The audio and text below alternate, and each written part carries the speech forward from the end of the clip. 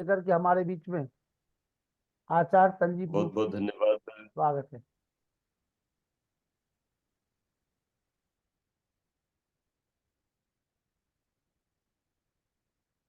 कितने मिनट तक बोलना है?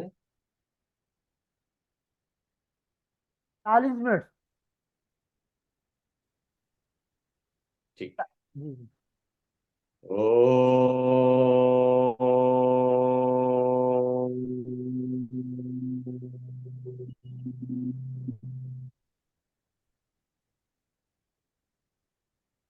त्वं हिनः पिता वसो त्वं माता शतक्रतो बभूवथ अधते सुम्नमे महे त्वमेव माता च पिता त्वमेव त्वमेव बन्धुश्च सखा त्वमेव त्वमेव विद्या द्रविणं त्वमेव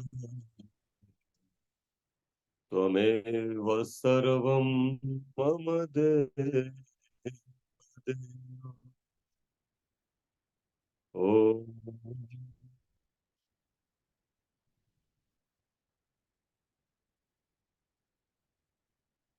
एक छोटी सी प्रार्थना और उसकी पंक्तियां प्रथम समर्पित करूंगा परमेश्वर को।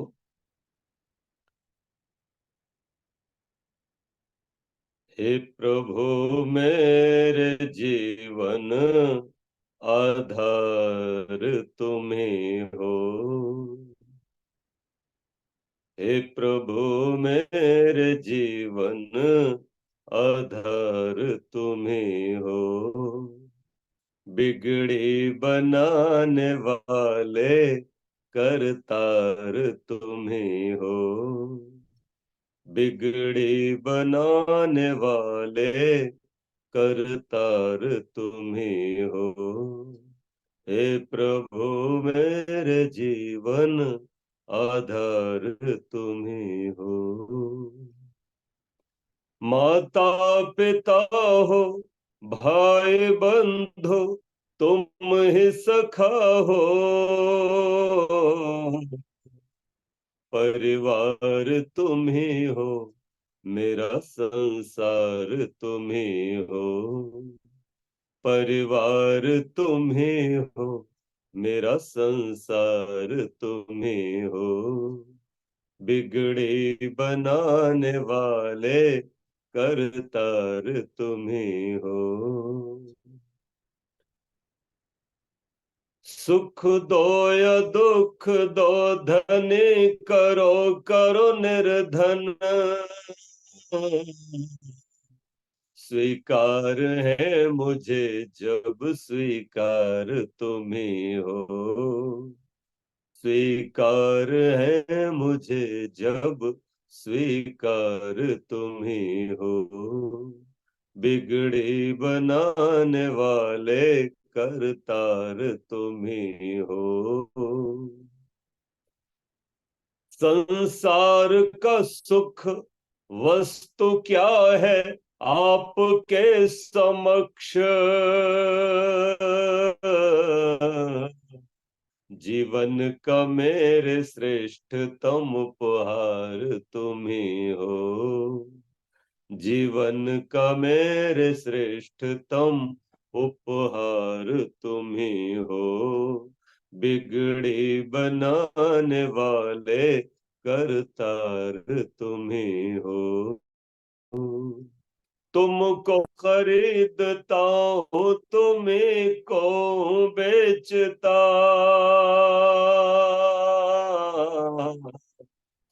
तुमको खरीदता हूँ तुम्हें को बेचता। जीवन का मेरे अद्भुत व्यापार तुम्ही हो। जीवन का मेरे अद्भुत व्यापार तुम्ही हो।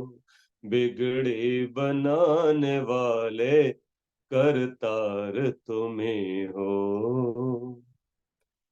होगा किसी का धन, किसी का बल, किसी का सुत,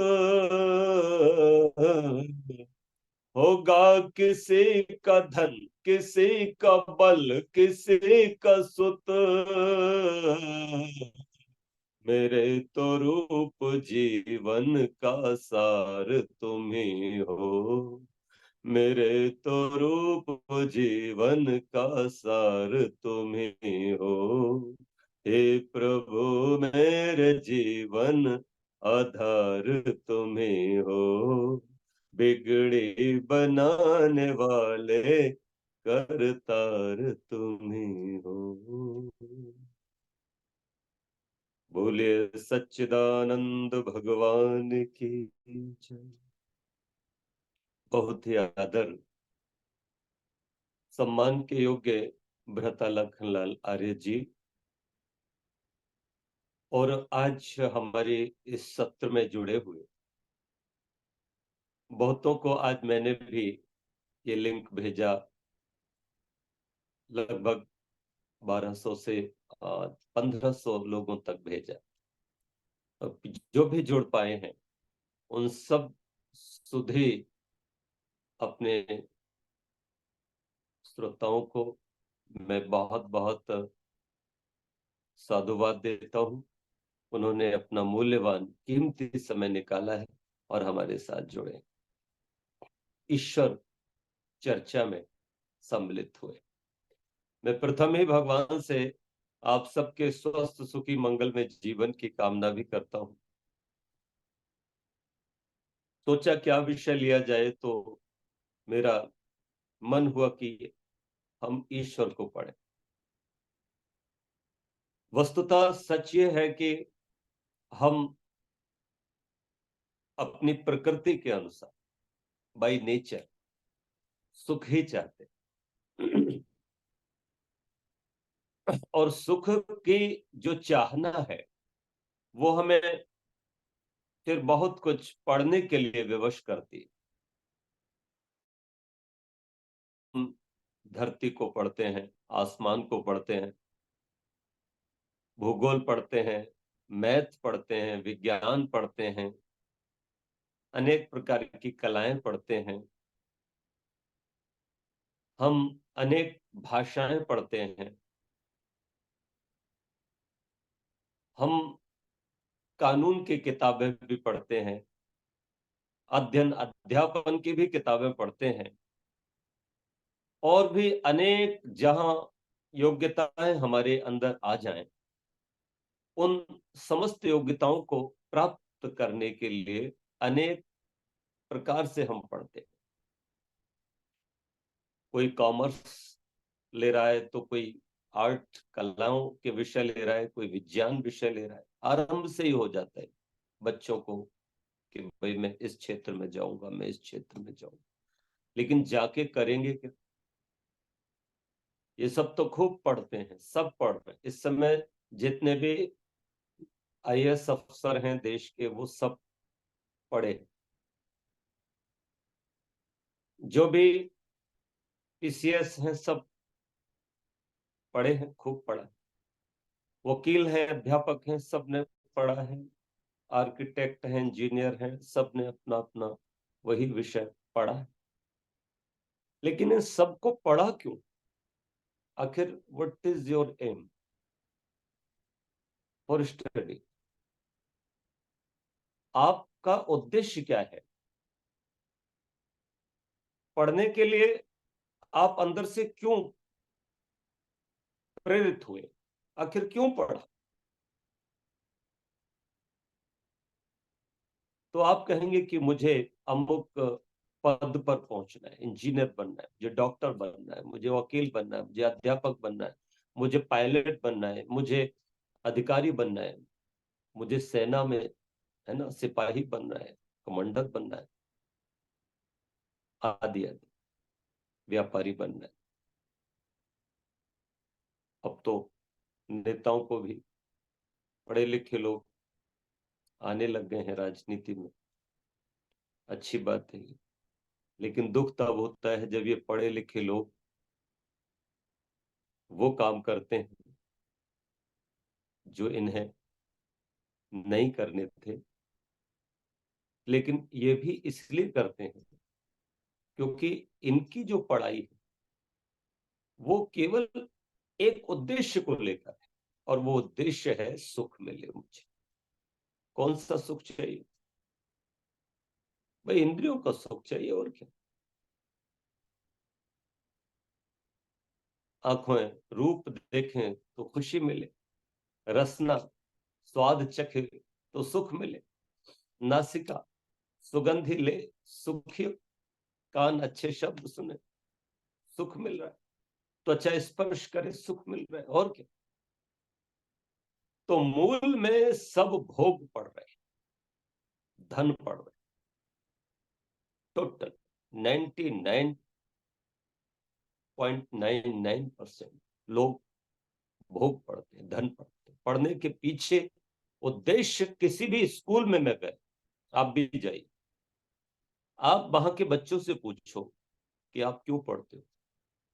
पूरे देश की बात बता रहा हूं, सारे देश में, अपने भारत की ही बात करूंगा, सब विद्यालयों में जाने का मेरा एक शौक है। तो मैं जाता हूं, और जितने मैं विद्यालय में गया, मैंने वहां ये प्रश्न जरूर किया कि आप क्या बनोगे, आपका उद्देश्य क्या है। तो बेटी हो या बेटा, सब ने कहा मैं इंजीनियर बनना चाहती हूँ, किसी ने कहा मैं डॉक्टर बनना चाहती हूँ, किसी ने कहा मैं फौज में, तो किसी ने कहा मैं वकील, किसी ने कहा मैं जो है प्राइम मिनिस्टर बनना चाहती हूँ, है ना, या नेता बनना चाहती। मैं निवेदन करूं, सब कहीं ना कहीं बच्चों के उत्तर थे, होते हैं।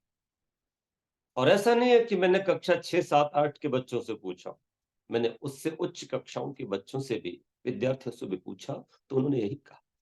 अगर मैं अपनी भाषा में कहूं तो उन्होंने कहा मुझे धनवान बनना,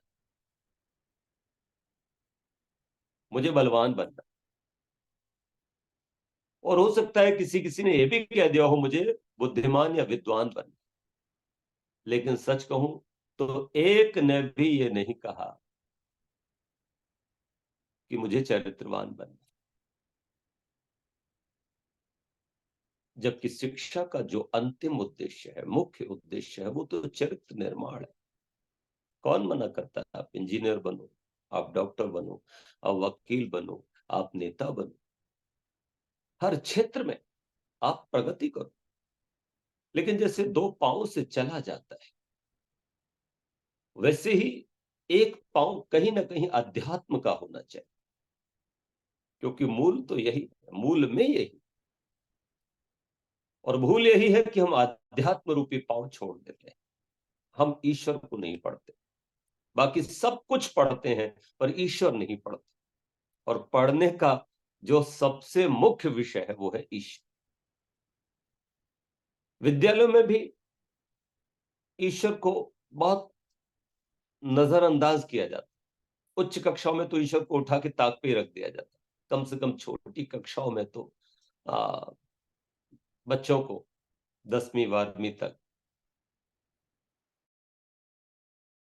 पहला सत्र थोड़ा ईश्वर का हो जाता है, और वहां वो प्रार्थनाएं कुछ करते हैं, बड़ी अच्छी लगती है। इतनी शक्ति हमें दे न दाता, मन का विश्वास कमजोर हो ना। बालक वहां पर ये गीत गाते हैं, हम चले नेक रस्ते पे, हमसे भूल कर भी कोई भूल हो। मुझे बहुत अच्छा लगता है। बालक गाते हैं, उस समय उनको संभवतः ये थोड़ा ईश्वर से जोड़ा जाए, ईश्वर थोड़ा पढ़ाया जाए। लेकिन उस समय उनकी जो स्थिति होती है वो कैसी होती है, ये हम और आप सब जानते हैं। वो प्रेयर करते हैं, और ये एक औपचारिकता भर होती है, और उस औपचारिकता को निभा करके बच्चे फिर सीधे अपनी कक्षा में जाते हैं, और यहां से फिर उनकी वो पढ़ाई शुरू हो जाती है। जिसको पढ़ने के लिए ही वो विद्यालय गए थे, वो प्रेयर करने के लिए घर से गए ही नहीं। कोई कोई बालक तो प्रेयर को छोड़ भी देते हैं कि चलो प्रेयर है, प्रेयर के बाद ही चलेंगे। कहीं कंपलसरी होता है तो फिर खड़ा होना मजबूरी है। तो 10-15 मिनट ये प्रेयर आदि होती है तो वहां ईश्वर को रखा तो जाता है, ईश्वर को पढ़ाया तो जाता है, लेकिन न पढ़ाने वालों में ईश्वर है और न ही पढ़ने वालों में, बस औपचारिकता सी निभाई जाती है। अन्यथा ये जो प्रार्थना थी वो कितनी उच्च कोटि की प्रार्थना थी। एक व्यक्ति को इससे अच्छा और कौन सा अवसर, बहुत अच्छे से उसने ईश्वर से नाता जोड़ना था, जोड़ सकता था। और ईश्वर से क्या मांगे, इन प्रार्थनाओं में बहुत अच्छे से सिखाया जाता था। लेकिन ये प्रार्थनाएं रास नहीं आती। फिर वो जब आगे बढ़ते हैं, जब वो धन विषय पढ़ते हैं, तब वो फिर ईश्वर के पास जाते हैं। और अब उनका वो जो ईश्वर होता है ना, वो केवल एक साधन भर होता है, एक साधन भर, कि जिससे कुछ काम लिया जाए अपनी इच्छा की पूर्ति भर के लिए। जैसे सीढ़ी होती है, अब सीढ़ी को लगा दिया, छत पे पहुंच गए और सीढ़ी को इग्नोर कर दिया। लक्ष्य क्या था? या तो परीक्षा में पास होना। लक्ष्य क्या था? परीक्षाएं हो गई, डिग्री मिल गई तो नौकरी होना। नौकरी मिल गई तो उससे फिर अगला एक कोई उद्देश्य रहा, उस उद्देश्य की पूर्ति।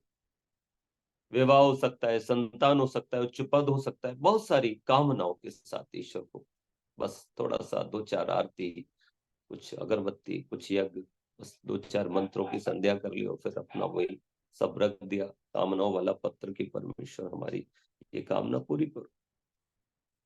तो अधिकांश लोग केवल भोग पढ़ते, ईश्वर नहीं पढ़ता कोई। और जो व्यक्ति ईश्वर पढ़ लेता है, बस समझो कि उसका आना सफल हो जाता है, उसका जीवन जन्म सफल होता है। और फिर पग पग पर हमको अपना परिचय दे रहा है, खुद को पढ़ा रहा है।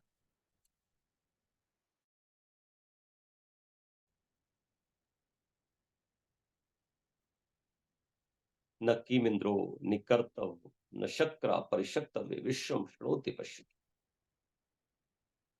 अरे सुन भाई, मैं परमेश्वर कैसा हूं? न कीम इंद्रो निकर्तव्य न शक्रा परिशक्तव्य। मुझे कोई अपमानित नहीं कर सकता, क्योंकि मैं मान और अपमान से परे हूं। कोई मुझे गाली दे, कोई कहे मैं तुझे आज से ईश्वर नहीं मानूंगा, कोई कहे मैं तेरी आज से पूजा नहीं करूंगा, कोई कहे मैं तेरी रोज पूजा करूंगा, कोई रोज अगरबत्ती जलाए, रोज पूजा हवन करे, संध्या करे, ईश्वर पर कोई फर्क नहीं पड़ता। तुम्हारी प्रशंसा, तुम्हारी निंदा, इस सबसे ईश्वर पर ही। किंतु हाँ, इतना तो जरूर है कि यदि तुम सच में ईश्वर के पास बैठते हो, ईश्वर का गीत गाते हो, तो तुम्हें तत्काल उसका लाभ भी मिलता है। जैसे नदी के पास बैठने से शीतलता मिलती है, अग्नि के पास बैठने से ऊष्मा गर्मी मिलती है, वैसे ही परमेश्वर के पास बैठने से एक आनंद की अनुभूति होती है, एक निर्भयता, एक निशंकता, एक उत्साह और एक निर्वैरता का भाव। पवित्र सद्गुण मानो जैसे कहीं से उमंग उनमें आती है उठने की, और आप में भक्त में स्थित होने की। अनिर्वचनीय सुख होता है, पाप का विचार नहीं आता जितनी देर परमेश्वर का ध्यान करते। अब ये अलग बात है कि हम किस श्रेणी के, हम शूद्र कोटि के साधक हैं, या हम वैश्य कोटि के साधक हैं, हम क्षत्रिय कोटि के साधक हैं, या फिर ब्राह्मण कोटि के साधक। साधकों की भी एक कैटेगरी। शूद्र कोटि का साधक वो होता है जिसको अच्छे और बुरे का ज्ञान नहीं होता, किंतु वो कोई पाप भी नहीं करता और कोई पुण्य भी नहीं करता, या यूं कहो कि वो नहीं जानता कि पाप क्या है पुण्य क्या है, तो वो जान करके तो कोई पाप कर ही नहीं रहा। जैसे कोई पढ़ा लिखा व्यक्ति है, चोरी करता है, द्विज है, कोई वैश्य है या क्षत्रिय है या ब्राह्मण है, इसलिए दंड व्यवस्था है हमारे यहाँ कि उनके लिए सजा अलग अलग होगी। शूद्र के लिए एक चोरी है और एक जैसी ही चोरी है। कल्पना करो कि 100 रुपए चुराए और इन चारों ने चुराए। अगर शूद्र ने चुराए हैं तो उसको 4 कोड़े का दंड, और वैश्य ने चुराए हैं तो 4 नहीं फिर 8 कोड़े का दंड, और क्षत्रिय ने चुराए हैं फिर 8 नहीं 16 कोड़े का दंड, और ब्राह्मण ने चुराए हैं तो उसको 64 कोड़े का दंड। इतना दंड में अंतर रखा। तो यहां क्यों अंतर है?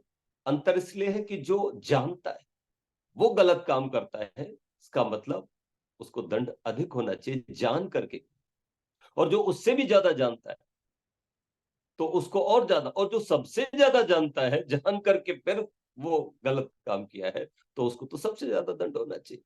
दंड सुधारक होता है, दंड सुधारक होता है। दंड से प्यार करना चाहिए, दंड का सम्मान होना चाहिए, दंड को सहर्ष स्वीकार करना चाहिए।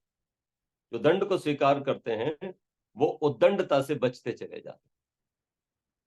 तो शूद्र कोटि का साधक वो है जो सामान्य स्थिति का है, जिसमें सेवा भाव है स्वामी के प्रति,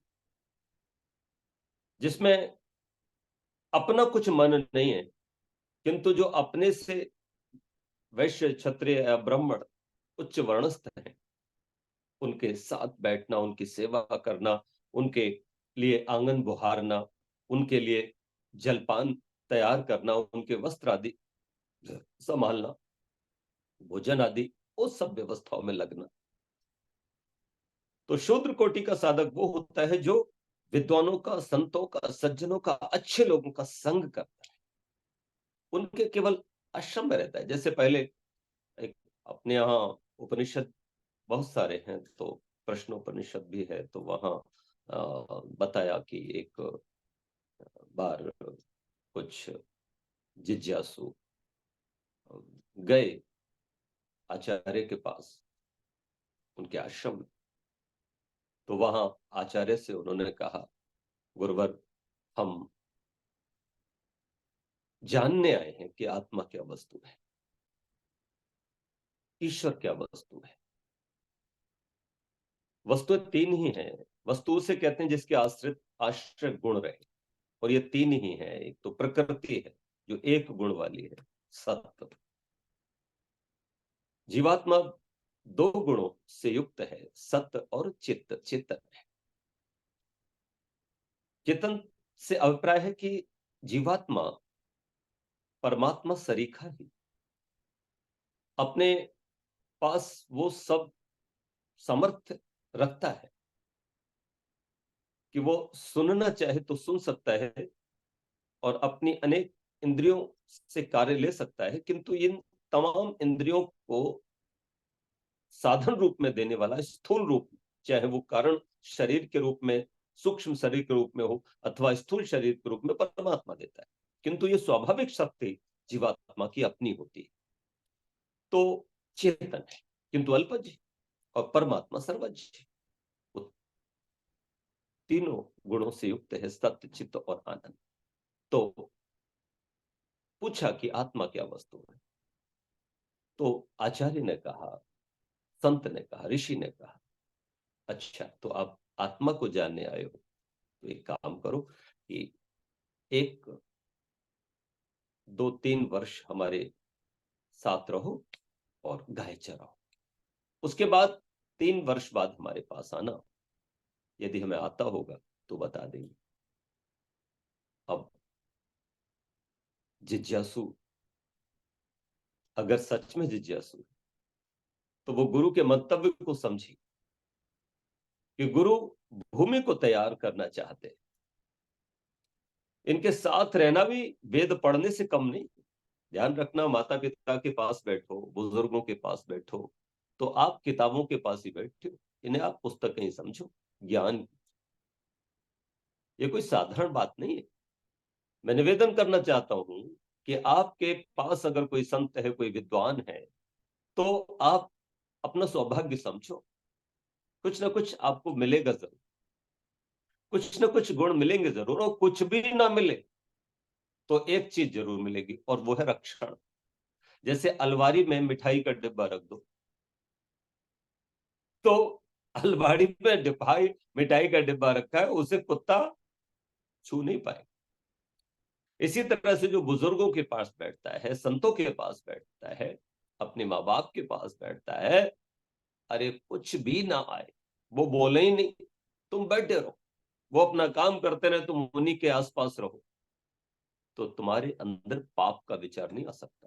काम, क्रोध, मोह, लोभ, मद, मत्सर आदि आएंगे नहीं।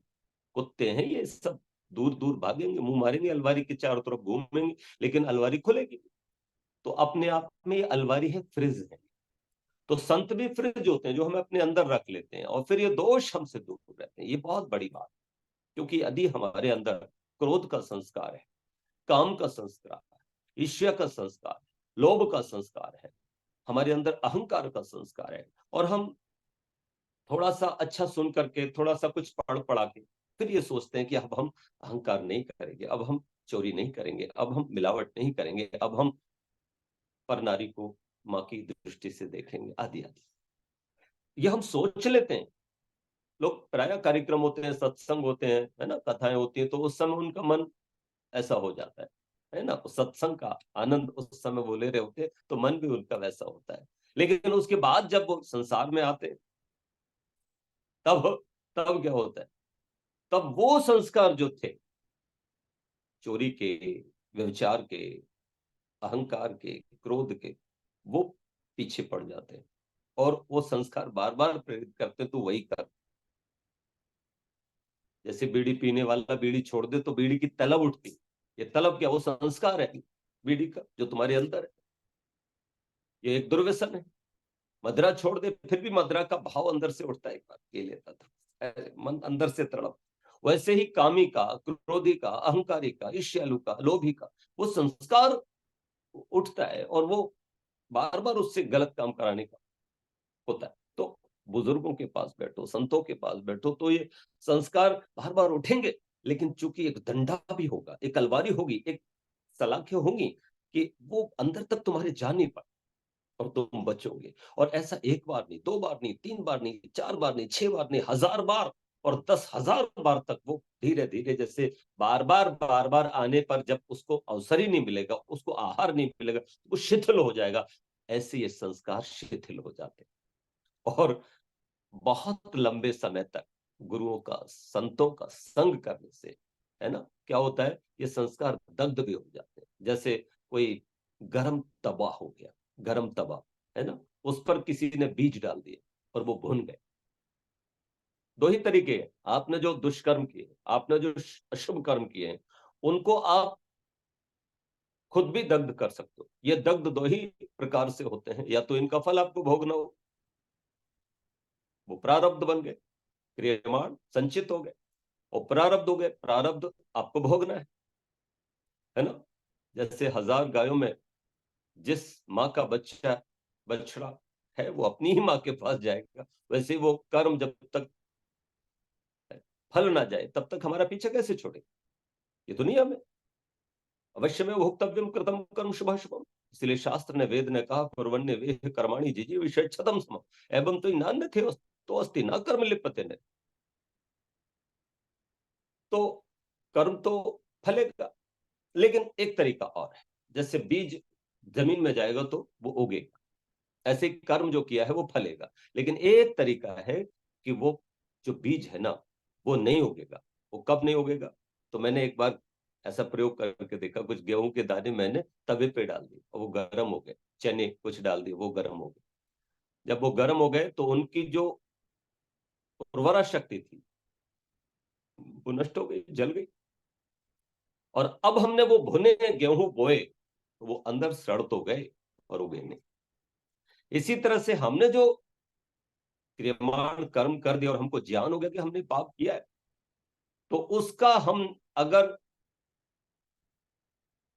ये उपाय करते हैं कि उसको भून देते हैं, तो फिर वो उसका विपाक नहीं होता, उसका फल हमें नहीं मिलता, क्योंकि हमने खुद ही भोग लिया।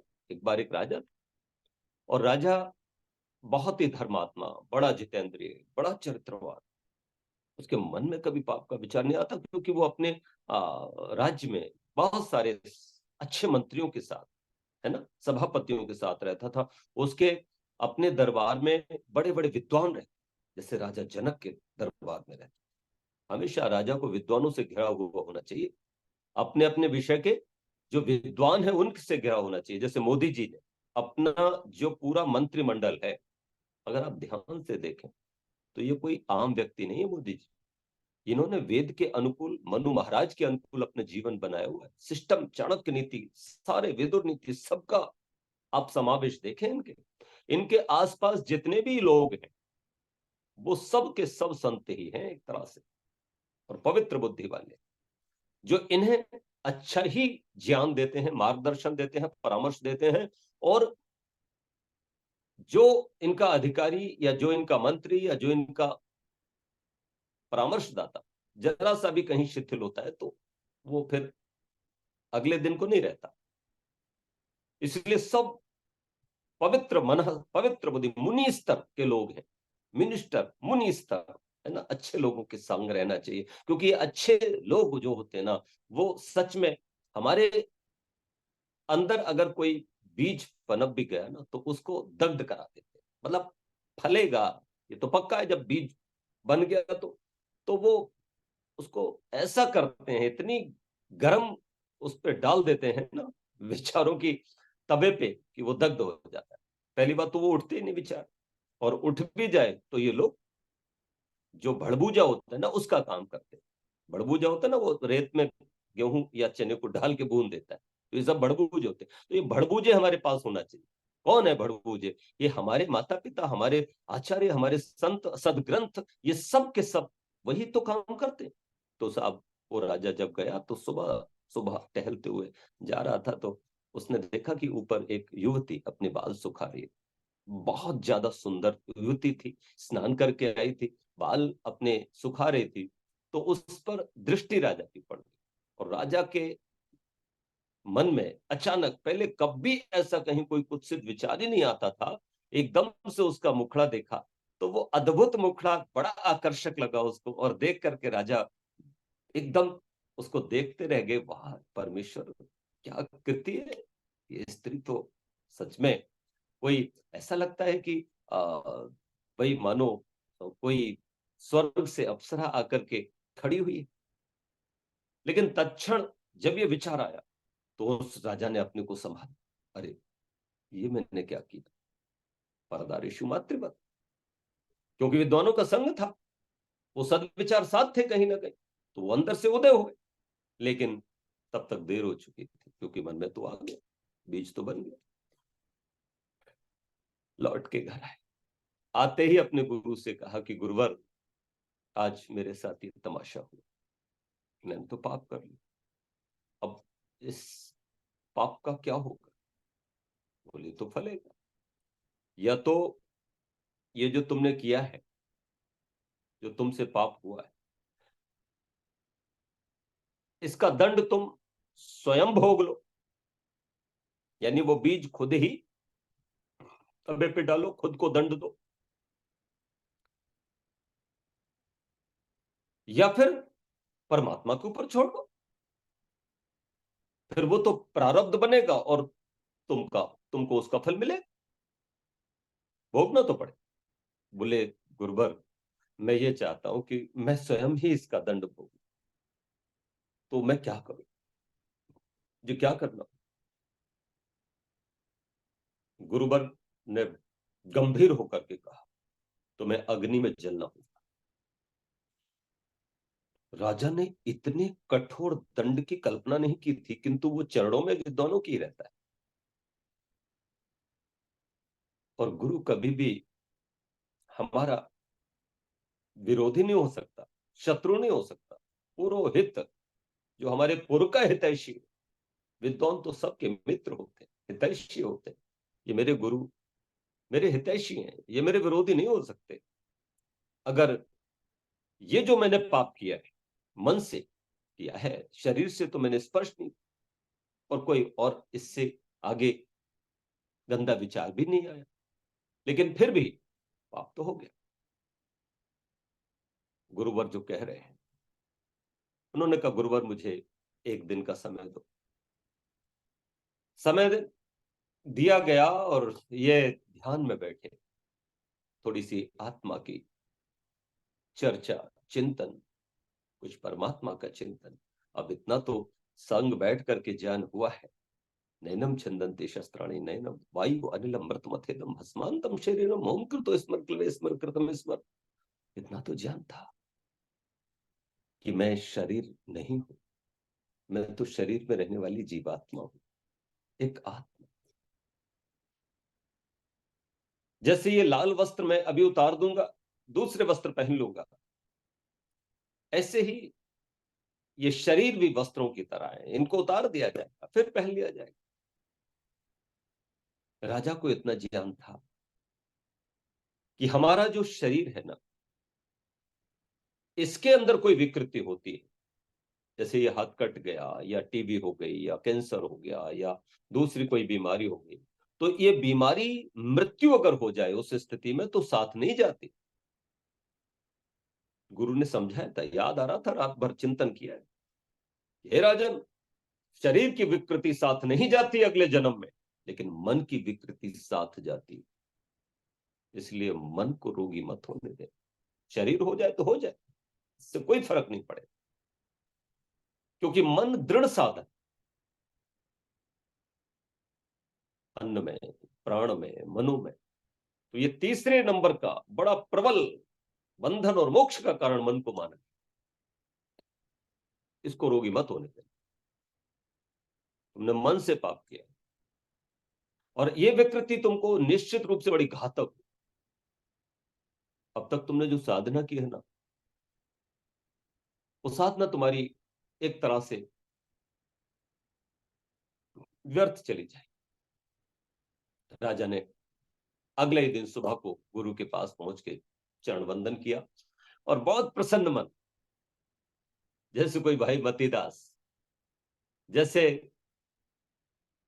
कोई हमारे देश का रणबांकुरा राम प्रसाद बिस्मिल, कोई भगत सिंह फांसी का फंदा सामने देख करके मुस्कुरा रहे, ऐसे ही उन्होंने कहा गुरुवर मैं तैयार हूं, अग्नि में जलने।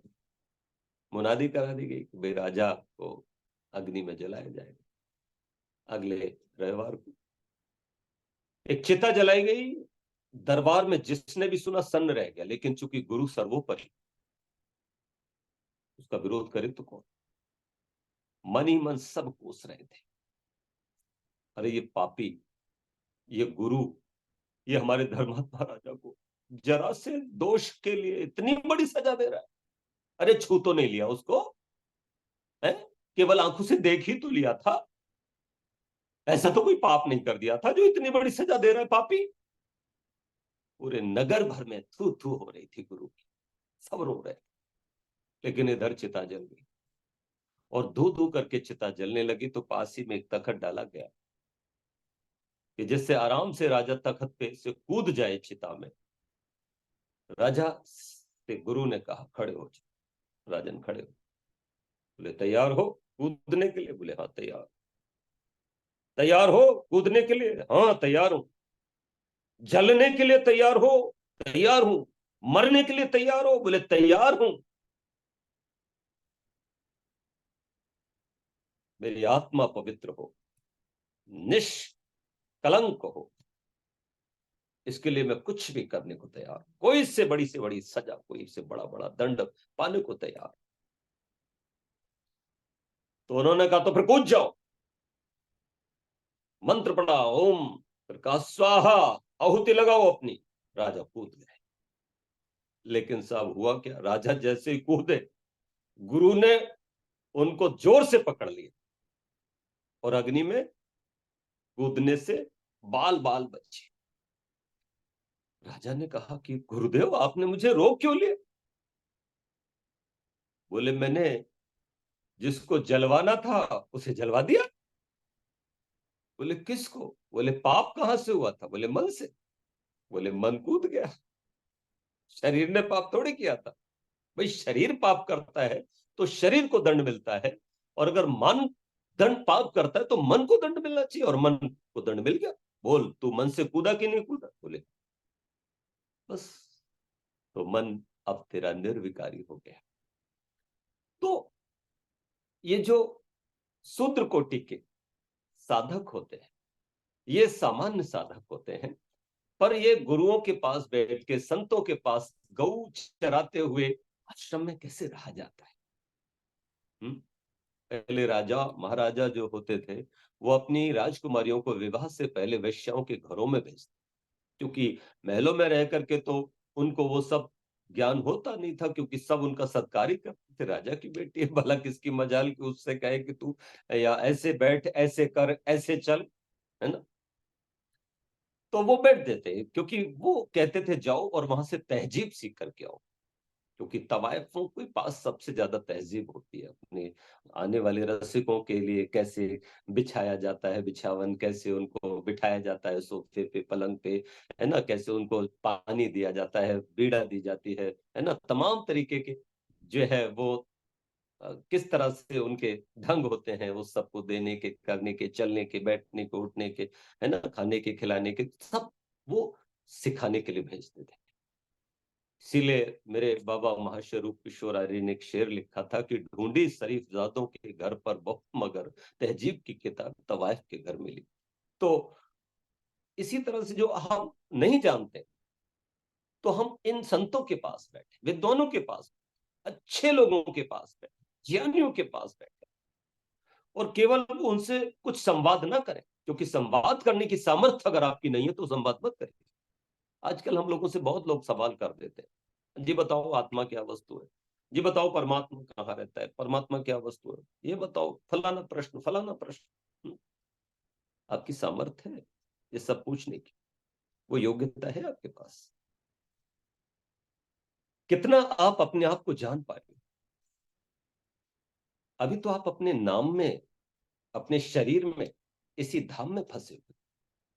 अभी तो आप यही विचार करते हो कि जैसे मैं संजीव रूप में लाखन लाल हूं, मैं अध्यापक हूं, मैं वकील हूं, और अपने शरीर को देख के इसका फोटो खिंचाते हो और सोचते यही मैं हूं। अगर आप अभी यही हो, तो अब आपको, अभी आपको ये आध्यात्मिक प्रश्न करने का सामर्थ्य नहीं है। आप में वो ज्ञान अभी उस स्तर का नहीं है कि ये प्रश्न आप सुलझे। क्योंकि अगर ये प्रश्न आपने कहीं से उत्तर पा भी लिया, तो आप उपदेशक तो हो सकते हो, आप ज्ञान तो दे सकते हो दूसरों को, लेकिन उससे तुम्हारा अपना कुछ भी लाभ होने वाला नहीं। इसलिए पहले वो सामर्थ्य बना, संत करो, सत्संग, सद्गुणों का संग करो, गुरुओं का संग करो, सानिध्य करो।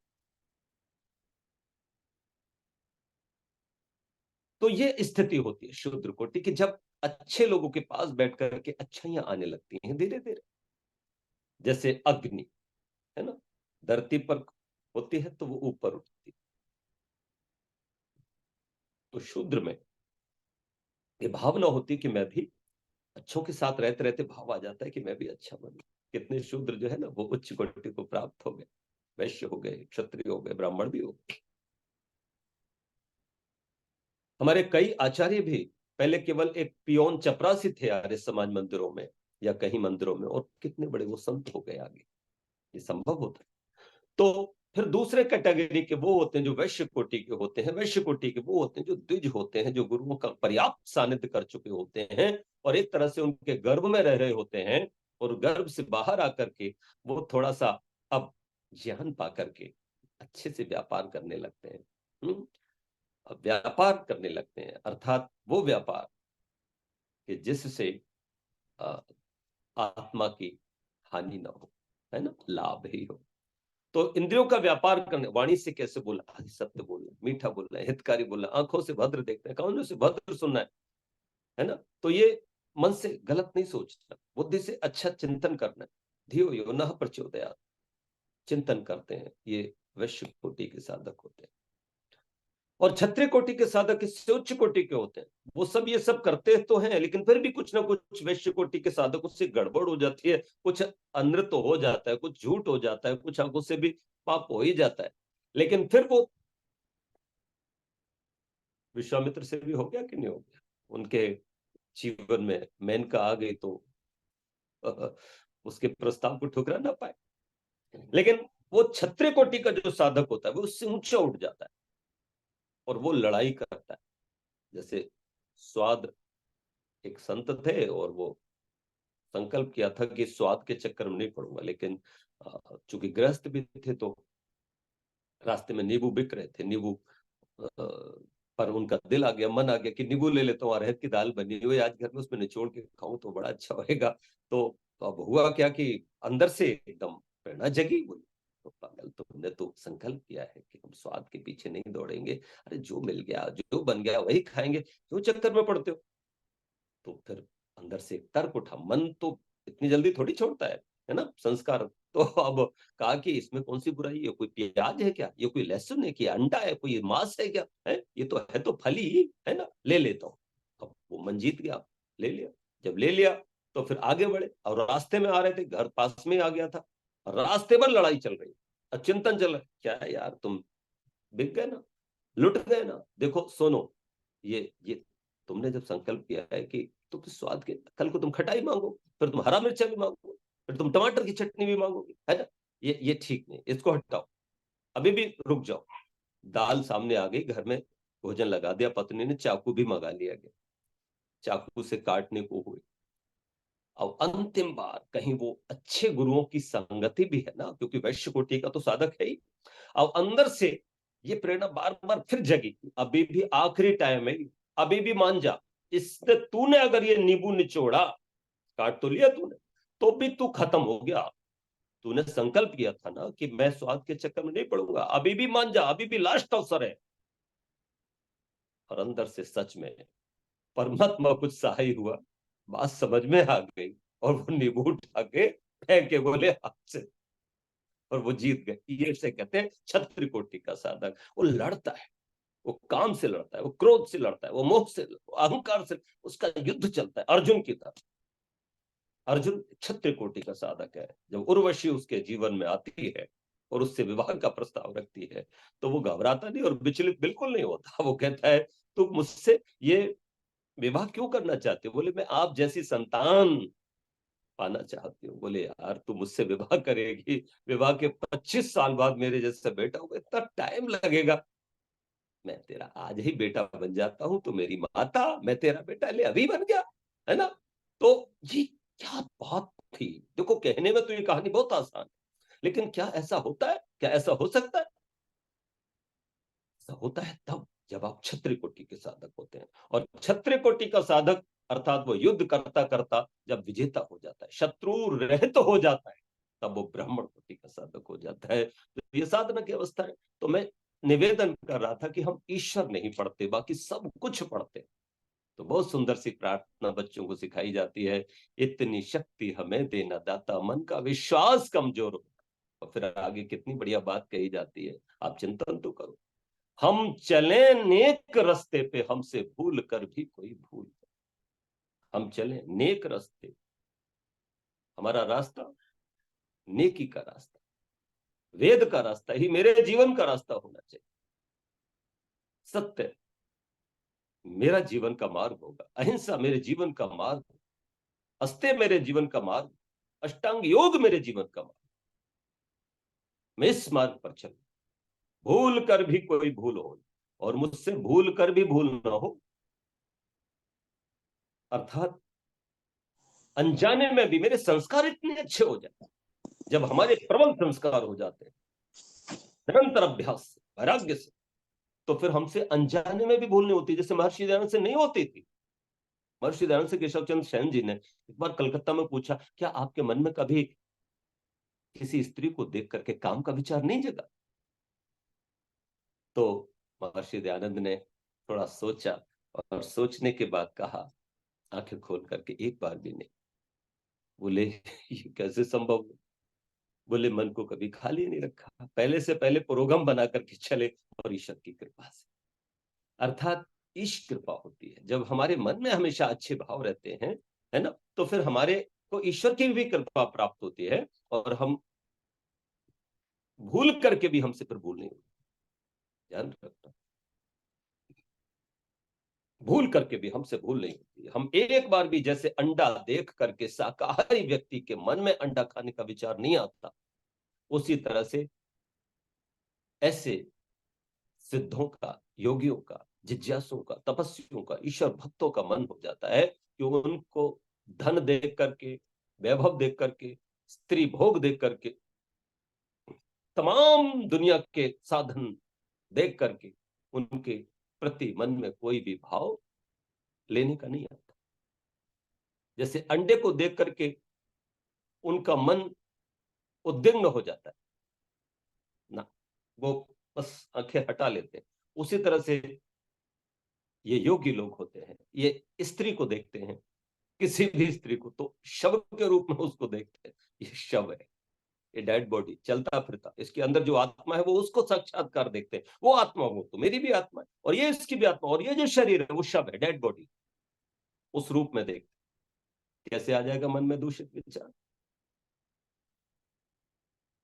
पशु अगर देखेगा तो वो केवल मांस का लोथड़े के रूप में देखेगा, लेकिन व्यभिचारी, उसको स्त्री का शरीर रस से पूर्ण नजर आएगा, उसके प्रति भागेगा, उसको पाने की कोशिश करेगा। अंतर है। तो हमारा मन इस तरह से हो जाए, ये संभव होगा कब? जब हम ईश्वर को पढ़ेंगे। ईश्वर को पढ़ेंगे, खुद को पढ़ेंगे, प्रकृति को पढ़ेंगे। तीनों वस्तुओं पढ़ने के लिए है, लेकिन इन सब में प्रधान है ईश्वर। तो हमें ईश्वर पढ़ना होगा। हम ना सोचें हमें क्या मिला है, हम ये सोचें किया क्या है अर्पण। फूल खुशियों के बांटे सभी को, सबका जीवन ही बन जाए मधुबन। दूर अज्ञान के हो अंधेरे, तू हमें ज्ञान की रोशनी दे। हर बुराई से बचते रहे हम, जितनी भी दे भली जिंदगी दे। बैर हो ना किसी का किसी से, मन में बदले की हो भावना।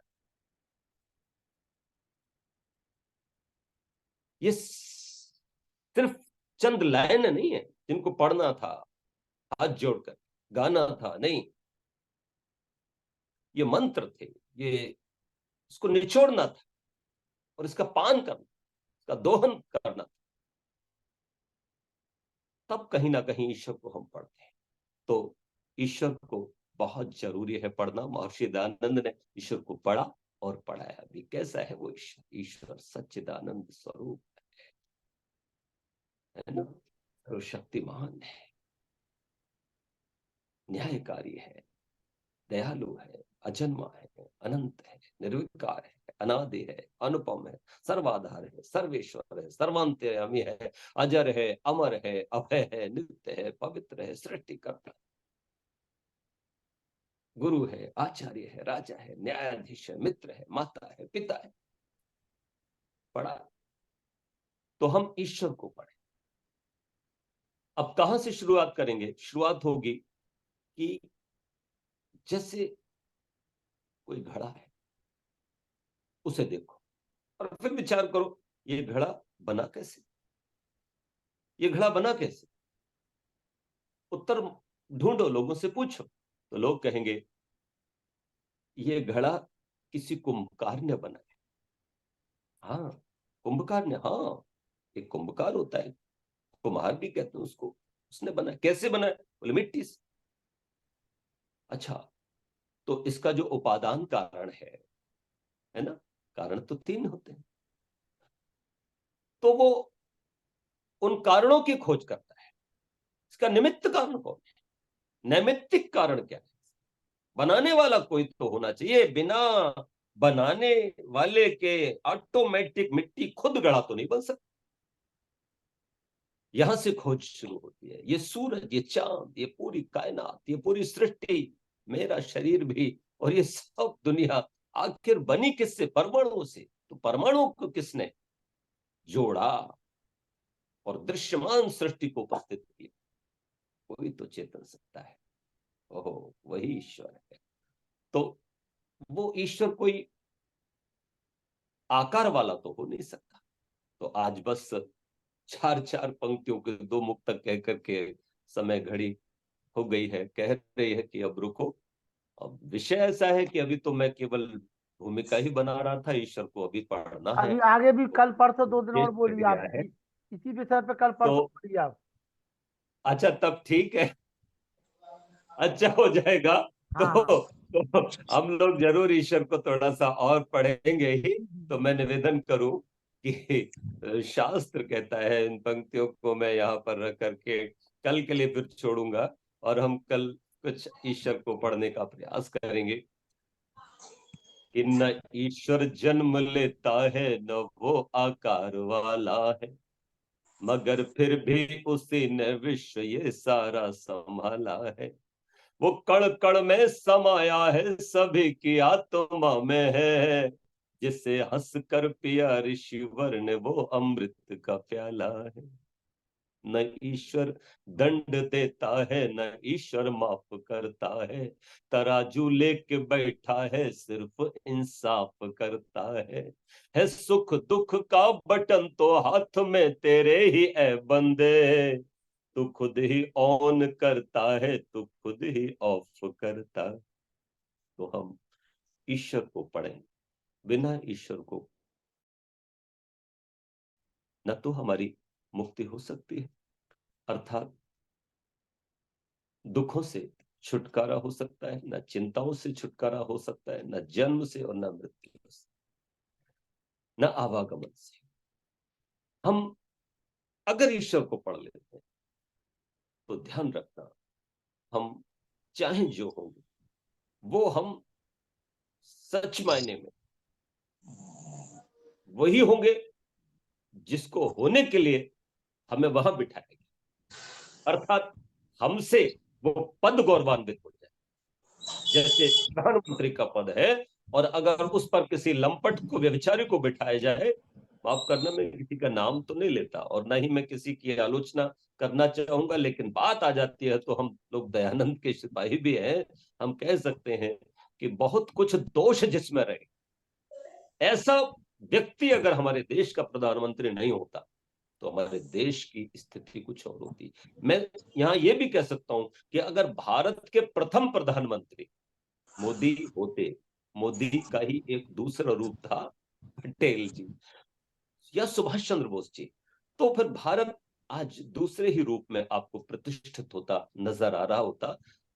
चलिए कोई बात नहीं, मैं निवेदन बस ये कर रहा हूं कि व्यक्ति जब चरित्रवान होता है, ईश्वर भक्त होता है, वो चाहे जिस पद पर हो, चाहे चपरासी के पद पर हो, चाहे क्लर्क के पद पर हो, चाहे वो गार्ड के पद पर हो, चाहे वो मैनेजर के पद पर हो, चाहे वो अध्यापक के पद पर हो, चाहे वो इंजीनियर के पद पर हो, चाहे वो डॉक्टर के पद पर हो, वो सारे के सारे पद फिर गौरवान्वित हो जाते हैं। लोग उन पदों को प्रणाम करते हैं, व्यक्ति को प्रणाम नहीं किया जाता, सदगुण को प्रणाम किया जाता है। तो आज के लिए इतना ही, कि आप सब बहुत लोगों पर बहुत ईश्वर की कृपा बनी रहे। बहुत बहुत सबका धन्यवाद। बहुत नमस्ते। बहुत आभार आचार्य संजीव रूप जी। और 15 मिनट पूर्व डॉक्टर व्यासनंद शास्त्री जी का फोन आया कि मैं किसी शादी में हूँ, तो मैंने तुरंत फोन किया आचार्य संजीव रूप जी को कि आज आपका व्याख्यान रहेगा। तो ठीक है लखा जी, बिल्कुल। और आगे भी आप 3-4 दिन इसी विषय को सुनते रहेंगे आचार्य संजीव रूप जी से। और आप लोग सभी लोग जुड़े रहिए। जमुना बाबा साहू जी। आवाज नहीं आ रही आवाज। हाँ, आवाज आ रही है, बोलिए। नहीं, आज का व्याख्यान बहुत बढ़िया रहा, उससे 2 दिन भी हम लगातार सुनेंगे। अच्छा प्रकाश डाला उन्होंने, आचार्य जी ने। चलिए, बहुत बहुत आभार। आप जुड़े रहिए बाबा जी, अच्छा रहता है हमारे लिए। आइए, प्रेम सचदेवा जी शांति पाठ करें। प्रेम सचदेवा जी, ये हमारे जमुना जी प्रसाद साहू जी हैं। हमारे यहाँ विद्यालय है सरस्वती विद्या मंदिर, उसके आप कोषाध्यक्ष हैं। और सभी राजनीतिक उसमें राष्ट्रीय कार्यक्रमों में आपकी भूमिका रहती है, जमुना प्रसाद साहू जी की। आइए प्रेम सचदेवा जी शांति पाठ। ओम देव शांति अंतरिक्षं शांति पृथिवी शांतिरापः शांति औषधयः शांति वनस्पतयः शांतिर्विश्वे देवा शांति ब्रह्म शांति सर्वं शांति शांतिरेव शांति सामा शांतिरेधि ओम शांति शांति शांति। जो बोले सो अभय। वैदिक धर्म की जय। गुरुवर विरजानंद की जय। महर्षि दयानंद सरस्वती की जय। सभी महान पुरुषों की जय। भारत माता की जय। गौ माता का पालन हो। आर्य समाज अमर रहे। वेद की ज्योति जलती रहे। ओम का झंडा ऊंचा रहे। वैदिक ध्वनि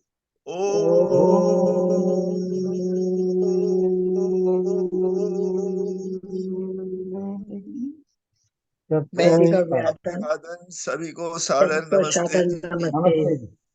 नमस्ते जी। नमस्ते सभी को सादर नमस्ते। कल परसों लगातार आप सभी को सादर नमस्ते। सभी को सादर नमस्ते। लखन भाई नमस्ते। नमस्ते राजेश अनिल जी नमस्ते। अनिल भैया नमस्ते। शुभ रात्रि। सभी को सादर नमस्ते। नमस्ते सचदेवा जी।